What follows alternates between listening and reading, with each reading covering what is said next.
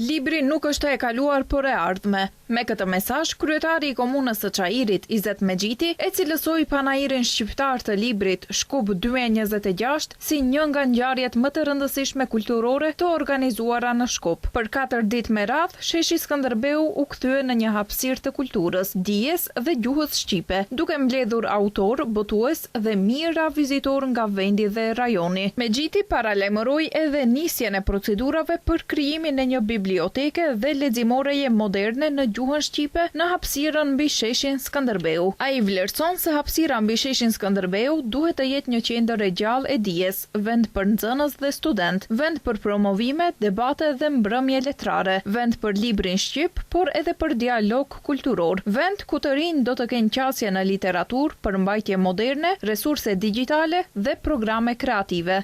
Ky panair dëshmoj se kur ka vizion për kushtim dhe organizim të mirë, kultura bëhet e gjallë. Nuk mbetet e mbyllur në salla dhe kabinete, por del mes qytetarëve. Sheshi Skënderbeu këto ditë ishte dëshmi e kësaj. Po kjo është vetëm një pjesë e vizionit më të gjerë që po ndërtojmë për Çajirin. Prandaj sot, si vazhdim i kësaj nisme kulturore, dua të paralajmëroj edhe një hap tjetër të rëndësishëm.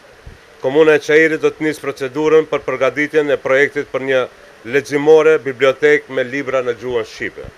Qëllimi ynë është që hapësira mbi sheshin Skënderbeu, ku ekziston një konstruksion me potencial transformimi, të marrë një funksion të ri kulturor dhe arsimor.